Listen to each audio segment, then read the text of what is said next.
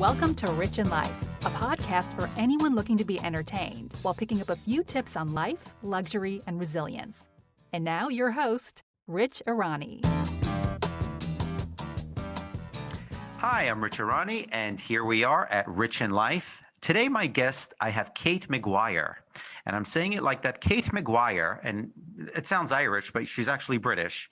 I don't know. I have to work on my accents a little bit better. Anyway, get a hold of this. She's the Chief Conversion Officer of Converted, not gender. She doesn't try to convert gay people to being straight. She doesn't try to convert your religion. It's way more important than that.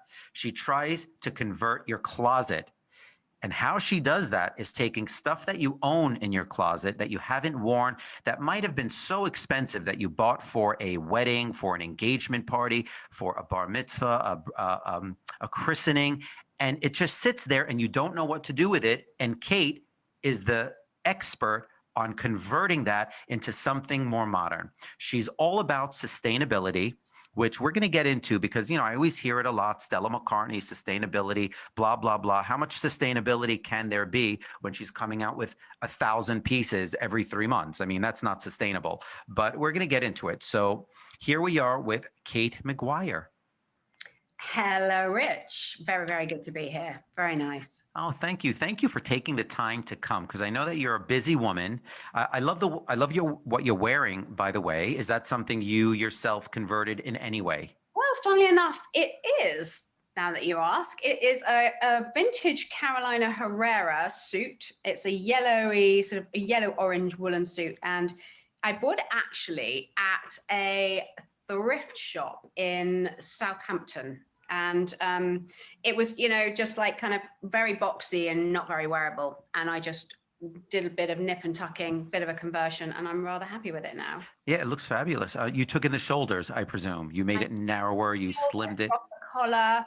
I just did this rearrange. Wait, say that again. What did you do with the collar? I just took the collar off. So now we have a kind of, it's not quite Mandarin, but it had a really nice, a sort of really nice couple of seams going into the neck. So I just took off the original, you know, classic lapels and refashioned it. So there's now kind of a really nice, I think it's, you know, it's one of the things with conversion is that the clothes you convert actually dictate what happens to them. Do you know what I mean? Like the reason that this has got the neckline that it's got is because when I lifted the collar up, because having a regular collar with lapels doesn't suit me or my neck, I found this really interesting seam underneath. All I had to do was literally take the collar at a certain length. And then I got this very interesting neckline that actually I've never seen on a jacket before. Well, actually, it looks great. I've seen it on Rick Owens. So what you did was almost like you took a Carolina Herrera that somebody might have given away or given it to a resale shop or just given it away to charity. And you made it look like, I mean, it is a couture piece anyway, but it looks just so much more modern. Yeah, well, Rick was copying me. Yes, well, Rick is a thief. I've met Rick Owens, and he likes to steal from everybody else. But in any case, what made you start doing all of this? Because I know your thing is sustainability. I know your thing is also, refabricating, converting clothing. I call them recycling. I've been doing it for many years, which I'll tell you about after. But how did you get started in doing that? I started doing it for fun, you know, way before I knew anything about sustainability. And honestly, I started Instagram where I was talking about the pieces that I was converting. I did that purely for fun, not knowing about sustainability. It was only when I put the two together a few years ago that I realized what I was doing was a massive part of the solution for the impact, the climatic impact that, the environment's suffering from at the moment. So before that, why wouldn't you? Now, it's interesting talking to you because you calling it recycling. I decided to call it converting because to me, upcycling doesn't sound very fashion. I don't really want to wear something upcycled. It sounds like I yanked it up from below. So, but let's not forget, it was once a bit, rubbish and it had to be moved up. And then I had to cycle it up. And my little 8-year-old says to me, Mummy, upcycling sounds like such hard work. And I'm like, God, it does. I don't want to wear something that used to be rubbish that I'm remembering that hard work to make it look good. Conversion sounds like it came in laterally. There's no moral judgment. It just was that. and now it's this. And I just feel like that has a lot more appeal. It's more, I think you're right. I think saying that I converted it from something to another is definitely maybe more appealing than recycling. When you hear recycling, it sounds like maybe you're settling. or the bins, right? Do you not think Right. recycling bin or Right. trash can, what do you call it? Right, but that's not what we're talking about, because I know that you recycle. I mean, aside from Dior, aside from Chanel and Balenciaga, or any of these designers that have had clothes for decades, you would also recycle a Pierre Cardin, a Claude Montana, a Jean-Paul Gaultier. I mean, these designers don't exist anymore. And if you found something from, let's say, Gaultier from 20 or 30 years ago, I'm sure you'd probably, I don't know, Gaultier might still make clothes, but I don't know. But I'm sure if you found pieces from decades ago, you would probably know what to do with them. Well, I think there's you're raising some interesting points, and by the way, I also convert Zara. I listen. Just so you know, I raise a lot of interesting points. I'm brilliant. Just so you know. Okay, I'm sorry. Continue. So yes, I don't know where to start. You're bombarding me with brilliance, so now I'm like, oh, which one do I choose? Yeah, I'm so brilliant. That's why I'm doing this podcast. Yeah, well, I'm not, and I'm so brilliant as well, which is why I'm on it. So brilliance. I feel like But I love what you just said, that you recycle Zara, because I kind of do the same thing. I recycle Tom Brown clothing, and then I'll go to H&M and buy the stretch khakis and have them taken in. I add a crotch, and then I sneakily do it to Brad's clothing too, and he has no idea. So I totally get it. So elaborate. What are you talking about? How can he not realize? What do we? Hang on. First of all, when you say you add a crotch, let's just go back a bit, reverse. Okay, explain. I will explain. When Rick Owens and the whole drop crotch thing started to be in fashion, I did buy a few pieces of the drop crotch, and then I realized that it was really a lot of look. It was a very severe look. So, I didn't wear them as much. And then I went to my tailor and I asked him, is there a way we can take the pants that I already own, that I love, the shape is great, and just drop the crotch a little? He said, yes. He cuts something from the hem or from inside, and he adds, it looks like actually a half moon, and he just puts it right at the crotch. So it just softens up the crotch. It doesn't look like you're John Travolta, from Saturday Night Fever, where, it hugs the crotch. It just drapes down, and it kind of gives the look, and it just seems more modern. So I started to do that to all my pants. And before I knew it, I started doing it to Brad's pants. And I don't even think he knew. And if he did, he couldn't care less. Secretly. So you take his pants and then secretly get the half moon added and pop them back in the wardrobe, and he didn't even notice. He didn't even notice. I've even narrowed his pants because some of his pants were too wide, but he got them through a big designer at the time, Mario Sorbo, when he was modeling for him in Milan. And Brad doesn't like to change a thing. So if that designer gave him that suit the way it is, even though the shoulders were I don't know, very wide, it was like, no, that's the designer. And that's not my thing. Me and you are cut from the complete opposite of cloth. We redesign designers even, and we redesign Zara.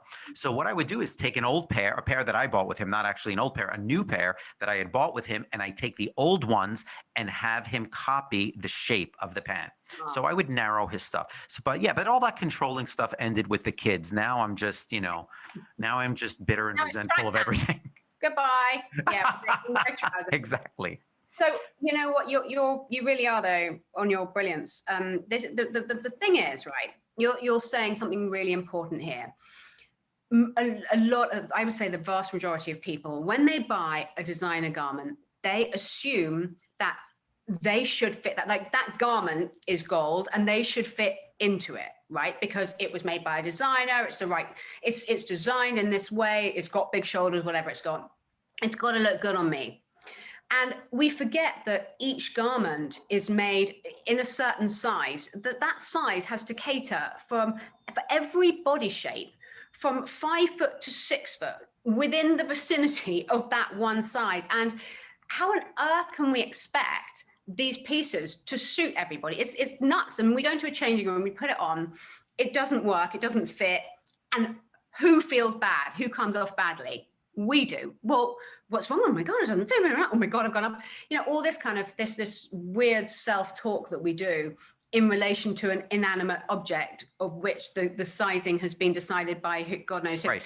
But wait, I'm sorry to cut you off, but isn't it true that most designers do cut their clothes for the models? So if you get someone who's 5'2" or 5'3" and maybe a size 6, it's not going to fit the same way. Mm. I wholeheartedly agree. And that's what you're saying. And that's actually what you're saying. Yeah, they're doing it. They're cutting it for a particular body shape, and there are a myriad of different body shapes within these size ranges.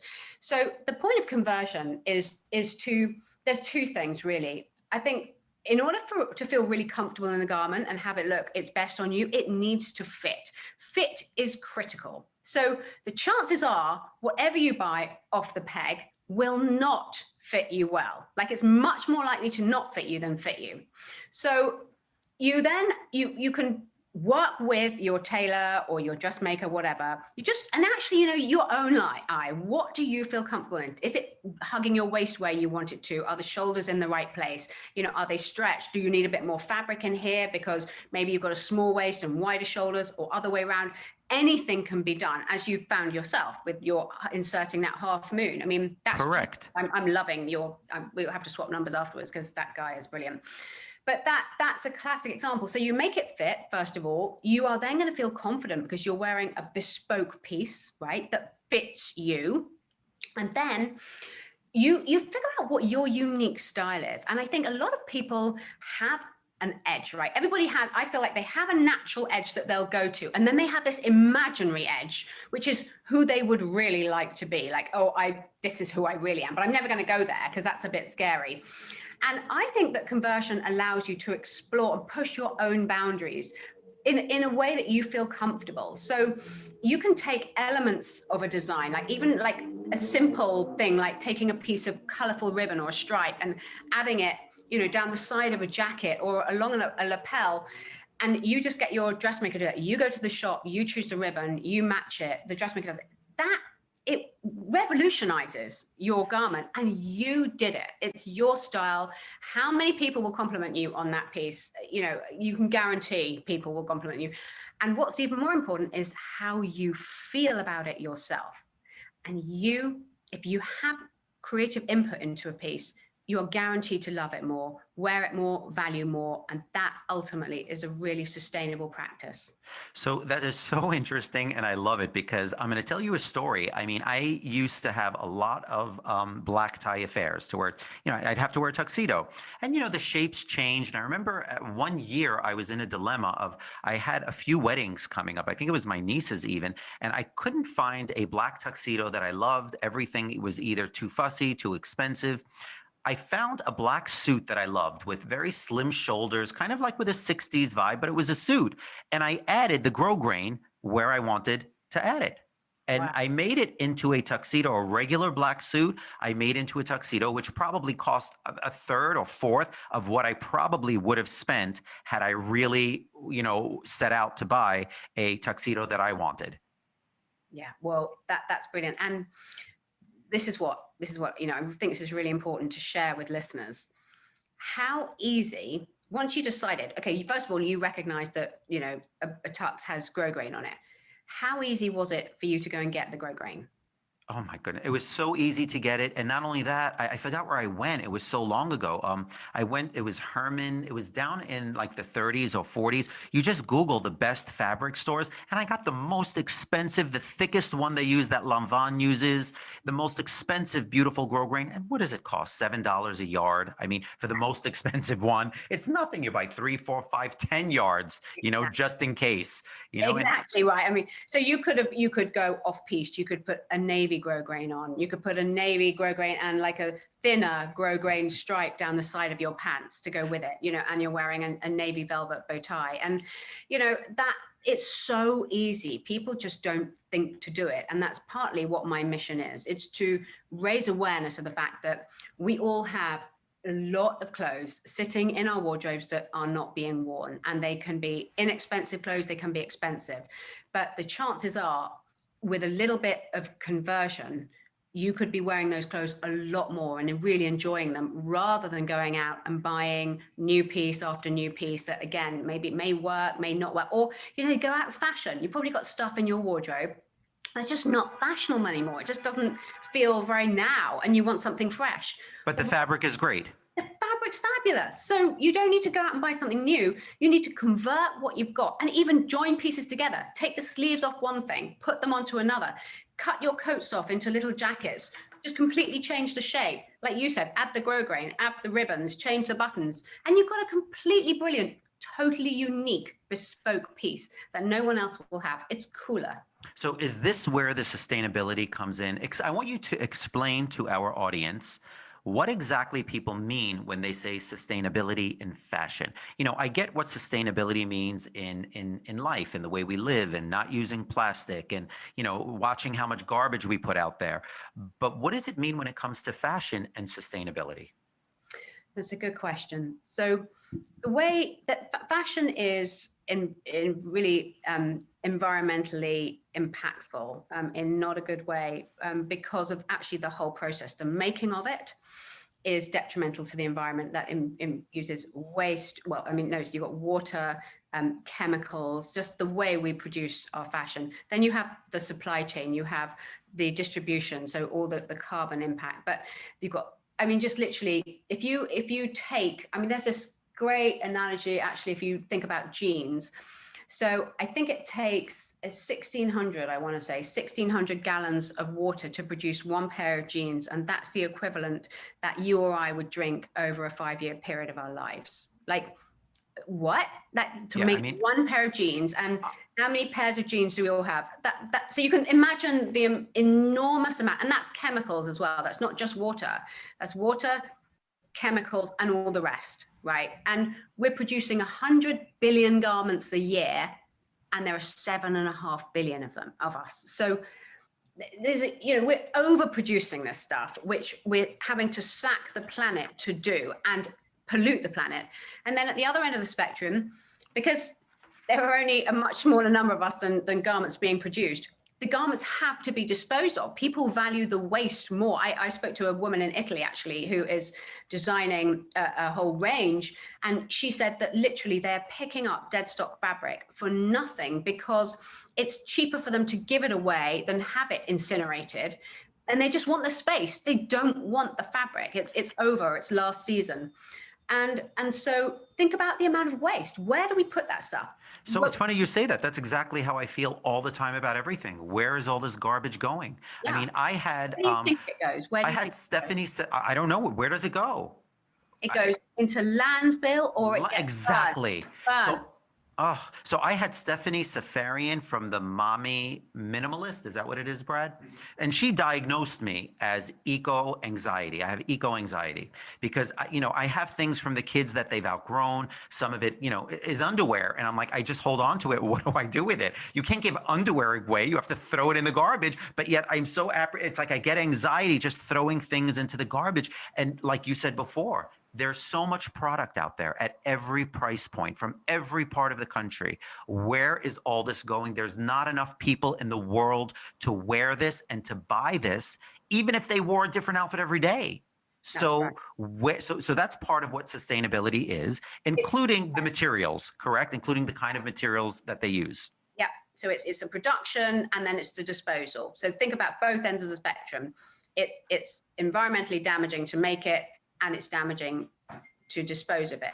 And it goes, and it's just, there are massive things we can do to prevent it. And by the way, a lot of people, I think, relieve their eco-anxiety by giving things they're not wearing to charity.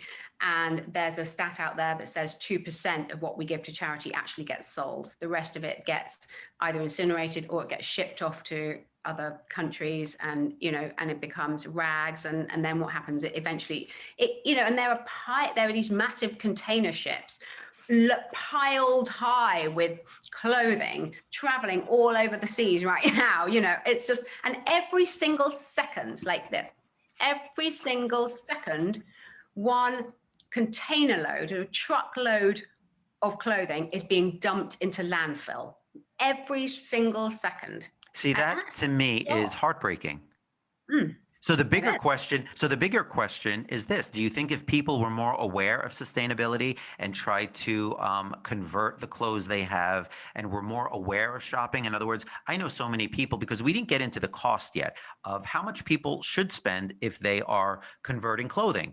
Some people I know, my own members of my own family will say, oh, I'm not spending $100 to redo the dress. I'll go out and get another dress. But yet you can go out and get another dress that is, made in China in a cheaper material material. Meanwhile, the dress you have is a couture piece. You can convert that and make it your own and have it, like you said, bespoke to your body. So we The didn't even. podcast's over. You've done my job. Yeah. I said it for you. You did. I mean, that honestly is music to my ears. Yeah, you may well ask, why aren't we doing that? I tell you why we're not doing it, Rich, because it doesn't come to mind. We're not seeing other people doing it. We're always thinking of the path of least resistance. What's the easiest thing? And it's easier. It just doesn't even come into most people's heads to convert the clothes they've got because, well, for whatever reason, I want to make that more of a kind of mainstream alternative. At the moment, you just think, okay, I want something new, I'm going shopping. So can we give people permission, because I know some people might be thinking, well, I don't want to spend the money. Maybe, I don't want to use the word cheap, but I will. Let's just say people are being cheap and they don't want to give their tailor, $100 or $200 to refurbish a dress or a gown or a suit. Wouldn't you want to give them permission, tell them you're better off doing that and having that suit fit your waist, under your arm, your shoulders perfectly in that fantastic fabric that you already own, than going out and buying something brand new that you're going to wind up feeling the same way about in 6 months from now? 100%. And I think to add even more to that, I would say that what you don't realize, by going out and buying something, we all suffer from consumer anxiety, right? You gain this, it's all about how we feel, just to backtrack. It's what we wear and what we experience when we're all about, is we're all doing it to make us feel a certain way. You can get a whole extra chunk of feel good from doing the right thing and honestly being part of the sustainable movement, which is cooler, but also, like you said, making it completely unique. It feels way more satisfying to do something like that than it does to go and score a new dress at Zara. I mean, like off the charts. So let's just say, 30% of the population decided to do that. Do you think we'd actually have less merchandise in the world? It would radically change. Yeah, I'm not wishing people go out of business, but I think there is an absolute overabundance of stuff. I think some stuff just needs to go. I think things need to be, harder to get.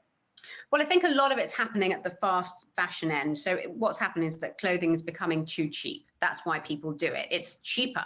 It's like, it's too easy to go and buy it. So that's, in my opinion, the end of the spectrum that really needs to be addressed first. Like this fast disposable fashion. Yes. And you look at Gen Z, they don't want fast disposable fashion now. They're voting with their feet. They want sustainable products. So people like H&M are having to respond to that and create, sustainable campaigns and they've got fantastic goals. They want to be, all their cotton be organic cotton by like 2025 or whatever it is. This is all great. And they're having to do that and to respond to the market and consumers. And the consumer sentiment is changing, as you said at the beginning, because of awareness. So you can see how this is happening. Right. And I think also the great part that people probably don't realize too is I don't know if you had a weight issue. I don't know if I read that. Is that correct? That you switched sizes and that's how you started converting your clothing. Is that true? I discovered at quite a young age. I was a big yo-yo with my weight, and I was it's like 60 pounds heavier than I am now. And I found it distressing just because I didn't feel that I was presenting myself to the world. I didn't feel it was the me that I really feel that I am. And I also absolutely love clothes. And I just never felt that I looked the way I wanted to.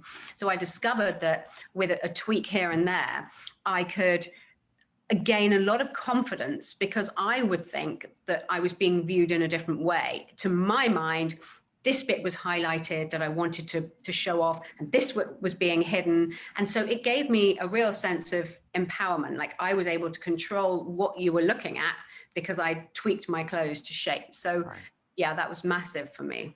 So I think that for people that do fluctuate in weight, what they don't realize is buying something new is actually not the right way to go. The right way to go is take the stuff you already have and, either put sleeves on it if you can, if you feel like, okay, maybe your arms are not good, or maybe take sleeves off. If they're too puffy and you have great arms, cut the sleeves off. How do you feel about cutting a dress from a gown to a dress? What is your feeling on that? Okay, I was going to mention this actually because when you were saying earlier, oh, you know, you would take like a Dior or whatever, or Pierre Cardin, whatever it is, and refashion it. I'm really discerning. Like, I'm not just going to cut up vintage that's in perfect shape Right. gratuitously. If it's fabulous, it's fabulous. And I would always rather keep the integrity of the piece, but just tweak it to fit my body shape or whoever's body shape is wearing it. And by the way, that's what designers do all the time now. So that's fine. Historically, you know, vintage was cut in a slightly different way because our figures were different then. People tended to have smaller waists and bigger busts. And so you quite often get these difficult shapes to wear now, and that they can easily be transformed. So I wouldn't just do it gratuitously. But if I had a wedding, like a wedding dress or a ball gown or whatever, I asked myself, like, how am I going to really love this piece? Like, I may love it as a ball gown, but how often am I actually going to wear that? If it was X, and I've got a Pinterest board and I'm forever sticking pictures that I like of dresses, shirts, I get inspo all the time in my Pinterest board. I'll flick through Pinterest and I'm like, well, if that dress was that, I would be living and dying and eating and sleeping in that thing. But I haven't got that out of the wardrobe for 3 years. And actually, next time I go to a really fancy party, am I going to want to wear that, or am I going to want something new? I'm going to want something new. So what am I going to do with that? I'm going to turn that into that. Then I'm going to love it. And then I get that amazing designer looking piece because I can tweak it to be mine, but it's based on that design. I can get that for like a snip of the price. I don't care whether it's designer or not. I actually quite like the fact that I thought of it and I did it. I'm more happy to talk about that at a party than, oh, it's Michael Kors or whoever it is. So that's like, what are you going to get the most satisfaction from those pieces in your wardrobe? And you have a lot of clients, from what I understand, that you help to do this with, correct? Well, I'm an activist really, I think. And my job, I feel like, is to communicate the message. That's what I enjoy, being the conduit. Okay, this is what you do, and I would like to show as many people as I can how to do it. I don't do it for people. I make films, so I use people as candidates, again, to show the process and to talk about the issues that they're having, and then I'll do conversions for them, but we'll film it and I'll use it as footage. Great. So if people have something in their closet, or not something, I'm sure people have many things in their closet, in the back of their closet, that they don't know what to do with. I would suggest, and if it's okay with you, for them to DM pictures to you. Give them your Instagram handle where they can DM pictures of items that they have to see. Should they not? Is it something worth converting? And how much money should they be spending on converting something? Yeah, 100%. So you find me at Converted Closet on Instagram. I have videos on YouTube as well. But yeah, for sure. And the most important thing is to send a photo of yourself in it. Like, people send me pictures on hangers, and like, this is the thing. Until you see a body in a garment, you don't, how can you convert it? Because it could be perfect. It might not be. It depends who's wearing it. So send the picture in and then we can talk about the options. And by the way, the other thing I think is really a really cool thing to do, there's this book called The Fashionary, which I have, and we should communicate this actually, Rich, because they're so cool. It's basically a book with page after page of very, very faint, a trace of a model outline. And you can make that model your size. And all you do is draw what you've got on it. So you literally draw your dress, you know, when you're a kid, and you're kind of, you can actually play around with that dress. Like, wait, is this an app you're talking about? No, it's not. I want to bring out an app. I'm desperate to do. You should do that. I know, it'd be really cool. And you can get them now, can't you? Where you scan your body, so you don't even need to make it up. I want to do that. But this is just a drawing. It's like a drawing book, and it's really easy. Anybody can do it, and you can literally play with your garments by drawing. You do not have to be a drawer. You can just, if you can hold a pencil, you can. Right, you can do that. I find that people do. I find people are lazy when it comes to that. That seems like homework for a lot of people that I know. They'd rather just go out for the fun, you know, the 5 minutes of shopping, the high you get when, you know, the thrill of the hunt, when you think you have found something that's so great. But what people don't realize is, again, 3 months, 6 months later, it winds up becoming exactly, you feel that same way about that item as the stuff you already have in your closet. Okay, so here's an alternative. Yes. Another thing you can do, think about the resale market. So the secondhand market, especially secondhand luxury, it's overtaking the primary market by loads. It's going to be worth, I think, 24, 26 billion by 2025, they're projected. And the primary market is not going to be worth that much. So it's incredible, the growth rate. I think it's like 120% growth compared to normal. And so think about those sites. Like you've got The RealReal, you've got Tradesy, you've got Poshmark. You can still get this enormous hit that you're seeking by buying something secondhand. And if you can don't just think about buying your size ever. Look across all sizes. Think if it's smaller, you can make it bigger. If it's bigger, you can make it smaller. I always buy things bigger because I want the extra fabric. And you can get this great hit buying a piece that you absolutely love that's much less expensive than buying it new, and then you can convert it. That's a fun hit. That's brilliant. And I'm using your UK slang. That's brilliant, because I want people to take that away from this, is that if you are looking at vintage clothing, don't look at your size. Look at any size. If you find a beautiful brocade or crochet, you can take it to a tailor and do what you want with it. You have all that extra fabric. You can tailor it the way you want it. Done. And if you're that's a very rude word came into my head then. If you're a designer lover, there we are, that's less aggressive. A designer lover, a brand lover, you can go onto those websites and search low to high, right? That is my top tip. You go on, you put your favorite brand in. Oh my God, you go into The RealReal and you put Prada in. It starts at $35.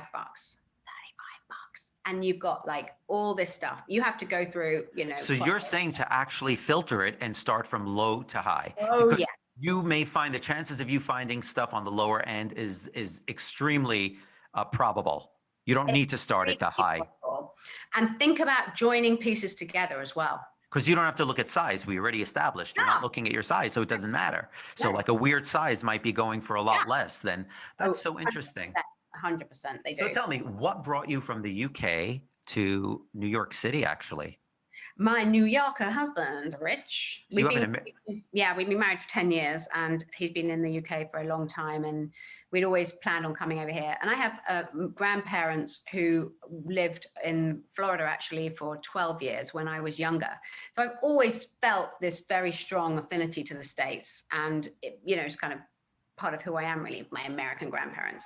With my grandma had this fantastic blue hair, and she came back with, and my grandfather came back with one of those, what are those ties, like those cowboy ties? Bolo.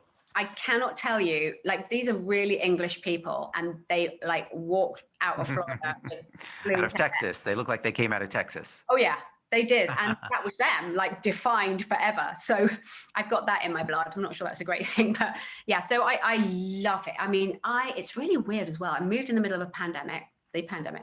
Right. I know you, I forgot you told me that. How crazy was that you moved in the middle of the pandemic from London to New York City? It like bonkers, but we'd sold our house in the UK, and we actually lost our buyer, and then they came back, and we were like, "Wow, take the money and run." And we came over here, we already had a property organized.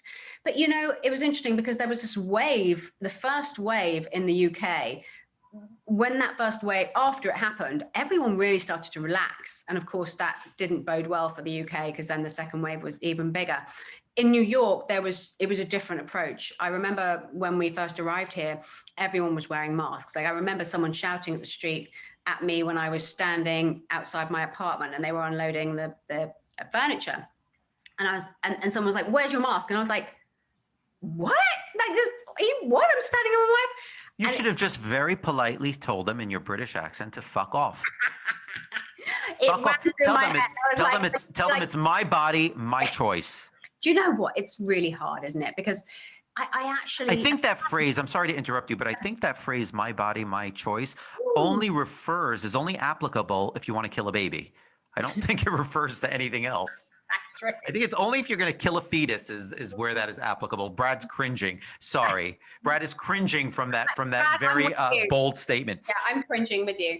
But Can you tell me some differences between the UK, the way they dress, and not recycle, convert? Are they more into the conversion? Because I do find in Europe, and I told you, I think on the phone briefly, that when I was in Paris, I noticed, and I'm going back 15, 20 years ago, we were at a hotel and they were using faxes, I think at that time. So it might have even been more than 15 years ago, maybe 25 years ago. I don't remember. When I first started, I was in this really fancy hotel and they were getting faxes in, and then they were using the same paper to turn the paper over and reuse them. They were so conscious of everything that they were using. They weren't just tossing things in the garbage.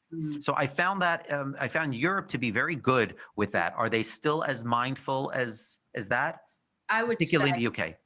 yeah, well, I'd say without a shadow of doubt that Europe is more aware of the sustainable impact.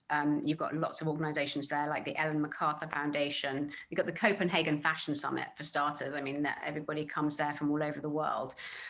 So I do think that, and I think some pockets of Europe are even more ahead than others, like Copenhagen. But the UK is definitely doing well. I think for me, it's also a question of how comfortable are people with wearing secondhand and thrift shopping, because that's going to be a big part of the solution. And when I first met my husband, and I was like, well, I'm just going to go shopping and I'm going to go thrifting and I'm wearing, oh yeah, this used to be someone else's. I remember he was literally horrified. It was almost like, what? Like, Right. I look like, very well dressed. I could keep up with the best dressed women in the world. Like you'd think that I was, but nothing I buy is new. It doesn't make me feel comfortable to do that. And actually, I just find it a little bit unoriginal as well.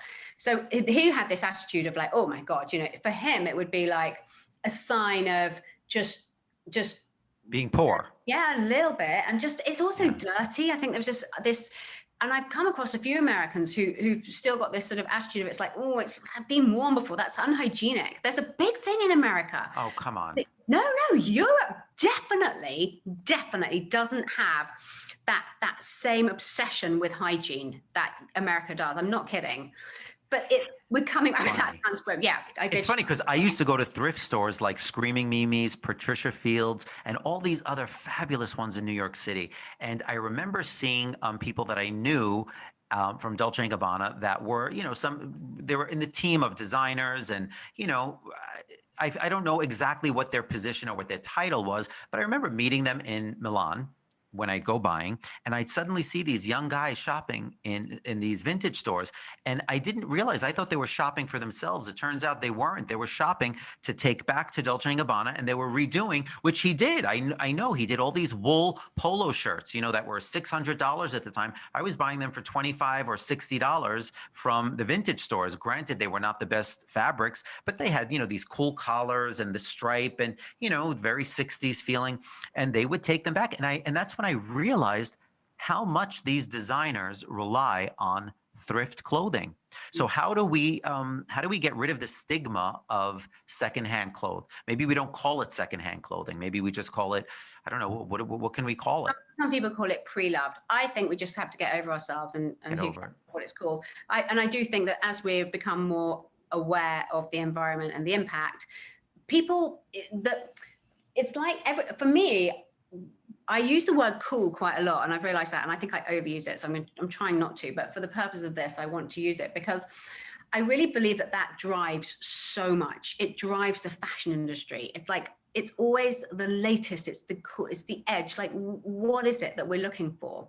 And I really believe, and this is definitely true of Europe now, and that's why I think America's slightly behind the curve when it comes to this issue of sustainability, because sustainability is becoming cool. It's becoming cooler, the coolest thing to do. Louis Vuitton, when firms like that start launching upcycled collections, the worm is turning. Everybody's doing it now. Dolce's done it.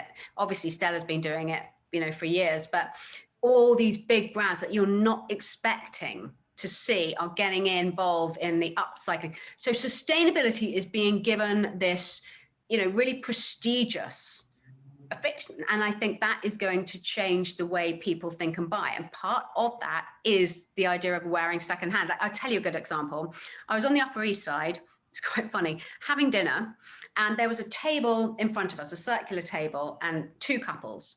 And the woman with her back to me, I could see her very well dressed. I think one of them was a doctor. I obviously completely eavesdropping in their conversation. The woman had her back to me. She was wearing a dress. They were obviously very wealthy couples, she had a real label hanging out of the back of her dress. I was just like, I felt two things. I felt like, good for you. And then I thought, I hope you're going to actually keep that and cut it Wait, out. was it a paper label, the tag, like or was it a label? But I just thought, wow, I bet she's the type of lady that would normally buy everything new and wear it. But she's cotton onto the fact that she can wear something from the Real that's half the price and it's secondhand, but who cares because it looks new. You know, that's different. Okay, so we're going to give people a great idea right now. We are going to advise people to, at least if you're not going to buy, why don't you look at places like the Real, like Poshmark. See if you find anything that catches your eye, even if it's a fabric or, what are those big things called? Like it's like a tent. Caftan, right. And just if you like it, buy it. It doesn't have to be your size or your style. You do something with it. You make a cape with it. You can do something with it. And that's a way of, not only keeping busy and, using your mind and, being creative, but you're also kind of saving the planet and you're wind up wearing bespoke, like you said. You wind up wearing fitted, beautiful stuff. Listen, when I used to buy clothes, when I used to buy shirts at Zara, I would buy shirts at Zara and I'd literally take them to my tailor. He would take in the arms, under the arm, the back. It wasn't a Zara shirt anymore. People would always ask me where I got the shirt from. And I would always tell them Zara. I mean, I didn't tell them I spent, probably $80 altering it, but I'm sure those poor people were probably combing